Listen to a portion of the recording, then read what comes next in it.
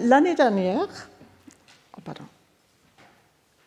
dernière, l'Agence nationale de la recherche a financé pour 4 années le projet de recherche PCEHM, Pouvoir et culture écrite en Haute-Mésopotamie, auquel je participe avec Dominique Charpin et beaucoup d'autres ici, et qui a été mentionné tout à l'heure dans l'introduction par Dominique. La question fondamentale que nous nous posons dans ce projet collaboratif est quel rôle joue l'écrit dans la domination politique de la Mésopotamie du Nord à une époque où la diffusion de la littératie était à son apogée. Pour le dire avec les mots employés lors du dépôt du projet, dans quelle mesure le pouvoir politique est-il à l'origine de la révolution de l'écrit que nous observons pour l'époque paléo-babylonienne? Inversement, en quoi ces innovations d'ordre culturel ont-elles modifié l'exercice du pouvoir? Il m'a paru opportun d'appliquer ce questionnement à l'exercice du pouvoir d'un roi, le seul à l'époque paléo-babylonienne, qui a réussi à unifier la Haute-Mésopotamie. Est-ce que cette unification politique a entraîné des changements administratifs? Est-ce qu'il y a des innovations qui ont laissé des traces visibles? On verra dans ce qui suit que répondre à cette question est difficile, faute d'une distribution équilibrée de sources dans l'espace et dans le temps. Mais les pistes de réponse peuvent être dégagées. On verra dans ce qui suit le chemin laborieux qui mena à la genèse d'un premier empire en Haute-Mésopotamie, ancêtre de l'Assyrie quelques siècles plus tard. Nous verrons ensuite quelques pistes qui expliquent comment cet empire a réussi à se doter d'une administration stable et apparemment homogène, et nous conclurons avec un très bref aperçu de quelques textes extraordinaires. La chronologie de la vie de Samsi-Adou est désormais très bien établie, mis à part une seule année éponymale dont le placement est toujours débattu, l'éponymie d'Achiyaya. Les dates que je propose ici peuvent donc, selon l'issue de ce débat, bouger d'une année. Mais qu'est-ce qu'une année incertaine par rapport à tous les autres rois mésopotamiens pour qui les incertitudes d'ordre chronologique sont nettement plus grandes? Samsi-Adou, né en 1844 ou 1845 avant Jésus-Christ, et meurt en 1776 à l'âge de 68 ou éventuellement 69 ans. On a de bonnes raisons de penser qu'il naquit à l'endroit où se trouve actuellement Bagdad. Peut-être à Zaraloulou, dont Layth Hussein nous a parlé à l'instant, ou dans les environs de cette ville qui se trouvait dans le voisinage de l'influente capitale Eshnouna. Une autre ville au passé prestigieux doit être recherchée à proximité, Akkad. Nous verrons que ce fait n'était peut-être pas anodin. Vers 1829, Samsi-Adou, qui n'avait que 16 ans, prend la succession de son père Ilakap-Kabou selon une formule brève qui se retrouve aussi ailleurs dans les chroniques éponymales. Le texte dit simplement « Le roi Samsi-Adou entra véritablement dans la maison de son père ». Il est clair qu'il s'agit de l'accession au trône, mais la question est où? La capitale d'Ilakap-Kabou et de Samsi-Adou était-elle dans les environs de Saraloulou, terre de ses ancêtres, ou ailleurs? La question se pose car nous savons que le père de Samsi-Adou avait mené des guerres contre Yagitlim de Mari et on décèle déjà chez le père une certaine tendance expansionniste. Peut-être avait-il déjà établi son pouvoir ailleurs. Autre fait étrange, 2 années après son accession au trône, Samsi-Adou est battu par des montagnards Loulou dans les environs de Shubat-Enlil à Lazabatoum. Que faisait-il là-bas dans les triangles du Habour? Si seulement beaucoup plus tard, autour de ses 35 ans, que Samsi Adou réussit à conquérir une ville qui allait changer son destin. Il a conquis et, supposons-nous, la nomma Ekalatum, les palais. Les listes royales assyriennes, qui ne sont malheureusement pas la source la plus fiable pour l'histoire de Samsi Adou, situent cette conquête 3 années avant celle d'Achour. Nous avons désormais la certitude qu'Ekalatum se trouvait à Tel Houresh, 15 km au nord d'Achour. C'est de cet endroit, à l'autre bout de la falaise de Sharkat, que les pistes caravanières se lancent vers le nord. Samsi Adou en fit sa capitale politique et elle est restée jusqu'à la fin de sa vie. 2 ans plus tard, 2 ou peut-être 3 années plus tard, Samsi Adou s'empara d'Achour, la ville de riches marchands, ville où un dieu éponyme, Achour, seul régnait véritablement. Les rois en place n'étaient que vicaires de Dieu, et Samsi Adou ne s'arrêta pas là. Sa politique expansionniste est à l'origine des conflits avec Yartonlim de Mari, suzerain de nombre de rois locaux menacés par Samsi Adou. Parmi les 15 noms d'années de Yartonlim, qui nous sont connus par une centaine de textes, 3 concernent les conflits avec Samsi Adou. La mieux attestée, commémorant une victoire de Yartonlim à la porte de Nagar, l'actuel Tel Brak. Plus énigmatique est un nom d'année qui rappelle que Yartonlim serait allé au pays d'Ekalatum, c'est-à-dire dans le royaume de Samsi Adou. Il n'est pas exclu que cet événement doive être rapproché à ce que nous apprennent les chroniques éponymales. Vers 1801, Samsi Adou, après avoir remporté une victoire sur Yartonlim et 12 rois, les aurait amenés à un endroit qui est malheureusement cassé. Quoi qu'il en soit, ce déplacement de Yartonlim et de 12 autres personnages n'était pas la fin de Yartonlim, qui avait encore 9 années à vivre. Marie ne tombait que 18 mois après la mort de Yartonlim et le règne de l'éphémère Soumuyamam en 1790. Samsi Adou avait 55 ans. La victoire sur Marie était à ses yeux et aux yeux de ses contemporains immense. Désormais, Samsi Adou régnait véritablement sur toute la haute Mésopotamie. Nous trouvons un écho de...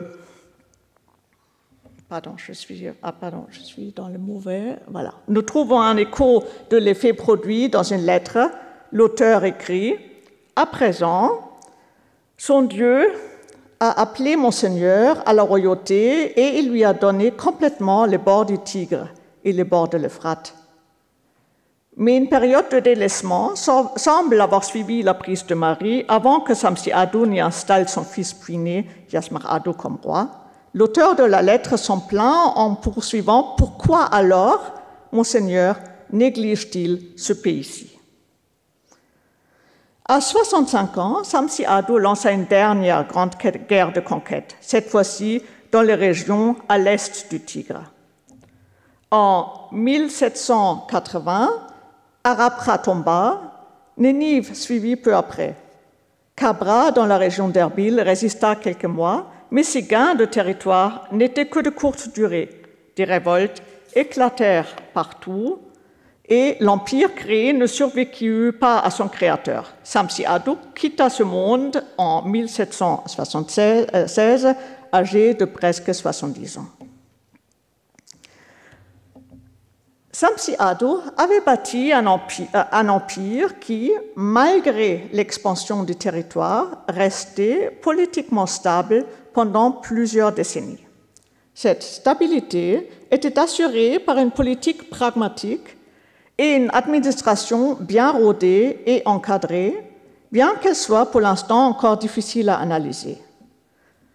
Samsi Adou vivait au cœur du pays dans sa ville-résidence, Shubat-Enlil, l'actuel Tel Elan, dont Anne-Isabelle Langlois vous parlera plus longuement cet après-midi. Il était le grand roi de cet empire, c'est-à-dire qu'il exerçait une royauté qui laissait la place à d'autres rois. Ishme-Dagan, son fils et successeur prédestiné, en était un et résidait tantôt à Ekalatum, tantôt à Achour. Yasmar Ado exerçait la royauté sur Mari et les bords de l'Euphrate. D'autres personnalités avaient un rang extraordinaire. Je ne citerai ici que le général Sintiri, qui assurait la sécurité aux marges nord-ouest de l'Empire. Il assumait une indépendance totale de Yasmar Ado, son voisin méridional, ce dont témoignent de nombreuses lettres retrouvées à Mari. L'Empire tournait grâce à une administration clairement identifiée et pour laquelle nous constatons une mobilité étonnante. Mais comment fonctionnait cette administration mobile et comment réussissait-elle à imposer l'autorité gouvernementale sur les habitants de ce vaste territoire? Adelheid Otto nous a donné une clé. Les fonctionnaires du royaume de Haute-Mésopotamie utilisaient des sceaux à l'iconographie caractéristique et particulièrement figée. Selon elle, l'iconographie de ces sceaux, clairement identifiable comme appartenant aux administrateurs et aux plus hauts personnages de l'État, utilise deux motifs. Dans un premier temps, on préfère la représentation de Samsi Adou en roi pieux, saluant un dieu assis, plutôt Enlil qu'Ashur. Vous voyez un exemple particulièrement bien conservé en bas à gauche. Cette représentation orne le sceau de Samsi Adou lui-même, comme Julie Patrier a pu le démontrer récemment. Ces administrateurs étaient donc incités à imiter le sceau royal. La représentation de cette scène est tellement figée qu'Adelheid Otto pense qu'elle puise ses sources dans une représentation monumentale telle qu'on la connaît sur la stèle du Code Hammurabi. Malheureusement, un tel monument n'a pas été retrouvé. Après la prise de Mari, le motif d'un roi Samsi Adou héroïque serait devenu plus fréquent. Ce motif du roi héros, se tenant face à une déesse intercessante, aurait puisé ses origines dans le stock iconographique légué par sa Ramsine d'Akkad. Samsi Adou, ayant conquis Mari, était désormais comme Naramsine avant lui, roi de la totalité, Shar Kishatin. Le groupe individuel des fonctionnaires ne peut s'exprimer que dans les éléments de remplissage. Adelheid Otto commentait ces sceaux des administrateurs ainsi. L'utilité d'un motif identique pour tous les fonctionnaires de l'Empire est évidente et est encore pratiquée aujourd'hui dans la plupart des administrations de différents États, dont les tampons représentent toujours le même motif. Dans un empire étendu, la caractéristique du motif officiel, qui est devenu un véritable blason, est très pratique. Il permet de reconnaître immédiatement un document officiel sans avoir à déchiffrer l'écriture. Certes, il y a même dans l'empire de Samsi Adou des fonctionnaires qui utilisent des sceaux au style différent. Adelheid Otto pense que ces exceptions confirment la règle et qu'il s'agit du sceau personnel de ces hommes. Mais il faudra donc examiner cette question encore. Beaucoup peut être dit à propos de ce phénomène de sceaux façonnés selon un style de cour caractéristique pour la Haute-Mésopotamie à partir de Samsi Adou. La diffusion de ces sceaux qu'illustre cette carte est parlante. On soulignera que l'habitude de doter les fonctionnaires de sceaux de ce type a survécu par la suite.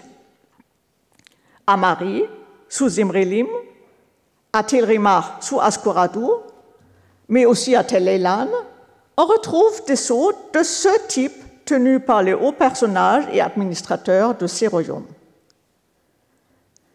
Est-ce que c'est sur l'ordre de Samsi Adou que cette pratique des sceaux de cour avec leur style propre en Haute-Mésopotamie s'est répandue?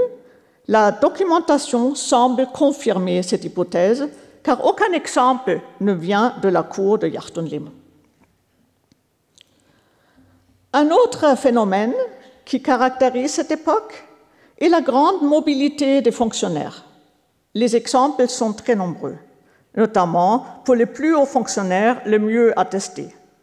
Je n'ai sélectionné qu'un exemple, celui de Liter Charusso, qui formait longtemps un binôme avec un autre fonctionnaire au nom sumérien, Hamatil, qui lui était inférieur. Tous deux étaient d'abord au service de Yartonlim, ensuite de Sumuyaman. Hamatil gère le stock palatial, Liter Charusso, son supérieur, est chargé du transfert des denrées. Ils assistent le jeune Yasmar Ado au début de son installation sur le trône de Marie avant d'être mutés ensemble à Ekalatum. On trouve le binôme à Shubadenlil en 1781 et tandis qu'on perd la trace de Hamatil, Liter Charusso, lui, est encore actif plusieurs années après la mort de Samsiadou. Son sceau, le décrivant comme serviteur de Samsiadou, est déroulé sur un document de Shubadenlil daté de 1771. Les mutations des administrateurs étaient un moyen de faire adopter les pratiques administratives similaires partout. Parfois, les fonctionnaires sont envoyés pour des missions ponctuelles qui avaient pour but de leur apprendre des façons de faire de l'administration centrale. On connaît bien l'exemple du scribe de l'armée Mashum. Il se trouvait en mission à Shubadenlil lorsque Yasmar Ado souhaitait qu'il puisse apprendre comment organiser un recensement en bonne et due forme. Nous apprenons cela par une lettre de Samsiadou qui répondit favorablement à la proposition de son fils. Il écrit « J'ai pris connaissance de lettres que tu m'as fait porter. Voici ce que tu m'as écrit au sujet de l'instauration du recensement dans ta zone de gouvernance. Mashum se trouve chez Monseigneur. Puisqu'il en est ainsi, que Monseigneur l'expédie chez Ishmedagan afin qu'il assiste au recensement en présence d'Ishmedagan, puis qu'il revienne ici chez moi et qu'ensuite il soit procédé de la sorte au recensement chez toi. Voilà ce que tu m'as écrit. Selon ce que tu m'as écrit, Mashum verra ici la façon dont on recense, etc. » Or, quelques mois plus tard, Mashum accompagna Yasmar Ado lors du recensement à Ashnakum, une capitale provinciale de l'empire de Samsiadou, dont vous parlera Denis Lacambre cet après-midi. Des exemples comme celui-ci peuvent être multipliés. Elles montrent comment l'empire de Samsiadou put se doter d'une administration homogène sur tout le territoire. La formation des scribes, des administrateurs de l'empire, était une priorité. Nous venons de voir que la présence physique des scribes administrateurs à différents endroits du royaume est une clé pour comprendre comment s'opéra l'uniformisation des pratiques administratives.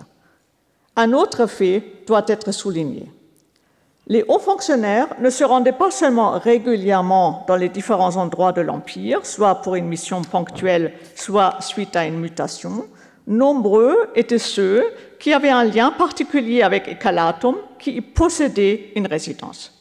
Ce gravitement de scribes fonctionnaires de l'Empire autour d'un centre politique avait certainement, lui aussi, un rôle unificateur des pratiques administratives.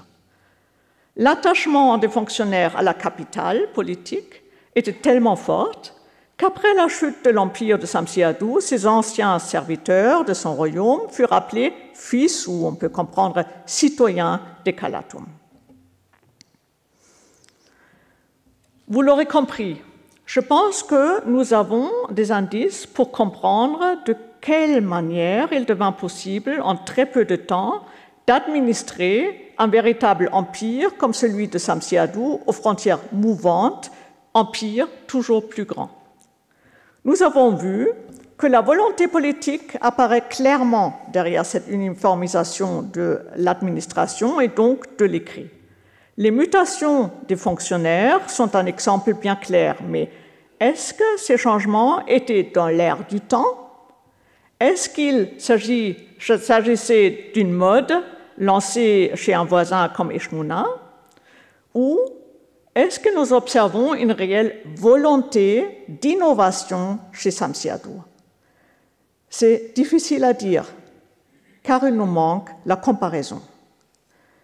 Les archives paléo-assyriennes assyriens sont structurellement trop différents et n'ont pas été la source d'inspiration pour l'administration de son empire. Seulement Mari et Tutul ont donné des archives palatiales contemporaines aux premières années de Samsiadou. On observe clairement comment Yartunlim initia une véritable réforme de l'écriture dans son royaume. Or, même après cette réforme, les archives du temps de Yartunlim et de Sumuyamam ont, au premier regard, une apparence plus archaïque que la plupart des textes postérieurs à la conquête de Samsiadou. Nous pouvons faire une comparaison avec les archives de Shushara, les textes administratifs écrits majoritairement avant la conquête de Samsiadou en 1780, donc très tardivement pour le royaume de Samsiadou, montrent bien ce qui se faisait ailleurs. Ces textes ne sont pas trop éloignés des pratiques des autres contrées plus mésopotamiennes, mais ils sont plus laconiques, aucun texte n'est daté, les mots-clés de base, les noms des administrateurs responsables sont souvent omis. Or, nous savons comment même où ces documents ont été rédigés, lors de la conquête d'Arabra, l'actuel Kirkuk, Samsiadou avait à cœur d'organiser l'administration des terres nouvellement conquises. Dans la stèle aujourd'hui exposée au Louvre, il rappelle ceci, je cite, « J'entrais dans sa ville haute, je baisais le pied d'Adou, mon seigneur, et je stabilisais ce pays, j'installais partout mes préposés Shakniya. » Nous savons quel administrateur il fut envoyé, que c'était un des meilleurs et doté d'autorité, Samia. On peut supposer qu'une administration bien formatée devait être mise en place là-bas. J'ai décrit la volonté uniformisatrice. Elle est un fait remarquable qui se mit probablement en place à l'initiative de Samsiadou et de son administration, son haute administration.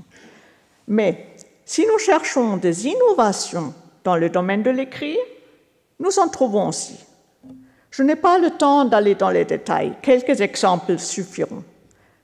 Des textes pour lesquels nous ne connaissons aucun parallèle furent mis par écrit et ont été découverts à Mari, des protocoles de rituels. Le plus fameux est le long texte du rituel d'Ishtar que vous voyez sur l'écran. Au lieu de dépendre d'un spécialiste du culte, l'information concernant le bon déroulement des fêtes religieuses pouvait passer par l'écrit. Ce texte fut rédigé pour l'introduction du culte d'une divinité nouvelle dans le panthéon de Marie. Autre cas intéressant, on a retrouvé des copies conformes d'une incantation ourite à Tutul et à Marie, des régions relativement peu ouritisées. C'est comme si l'administration centrale avait voulu pourvoir les différents centres politiques menacés par une épidémie d'un remède magique, étranger et supposément efficace. Une réelle innovation littéraire de l'époque de Samsiadou sont les chroniques éponymales. Elles racontent dans un style télégraphique les événements majeurs par année éponymale. Pour l'instant, nous n'avons que les exemplaires retrouvés en Mari, mais il n'y a aucun doute que cette œuvre avait aussi été diffusée dans les autres centres de l'Empire.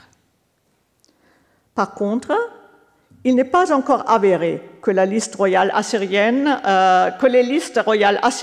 ont connu un premier travail éditorial à l'époque de Samsiadou. L'argument principal est que ses ancêtres ont été intégrés artificiellement dans l'énumération des souverains d'Achour, mais ce n'est pas encore une preuve. Autre genre de texte remarquable, les inscriptions commémoratives ou suggestions pour la bonne rédaction de telles inscriptions ont été retrouvées à Achour, Ninive, Shubat-Enlil, Terka, Mari et d'autres comme la stèle du Louvre qui n'ont pas de provenance assurée. On y observe le goût pour la perfection la fascination pour l'ancienne civilisation d'Akkad, même si cela ne représente pas une innovation, il est important de le souligner. Comme il est important de rappeler que des textes sur Naram-Sin d'Akkad circulaient à cette époque. Je ne vais pas conclure aujourd'hui cette enquête qui ne fait que commencer. Des premiers indices ont été dégagés qui témoignent de l'intervention politique dans la diffusion de l'écrit, dans l'uniformisation de l'administration. Les détails de ce processus nous échappent faute de sources. Mais une chose est sûre, le mouvement lancé ne s'arrêtait pas à la chute de l'empire de Samsiadou. Simrilim de Mari, le roi et roitelet de la Haute-Mésopotamie, accueillirent bras ouverts les scribes bien formés et tenaient, eux aussi, leur art en haute estime. Un nouveau chapitre s'ouvre alors. Je vous remercie de votre attention.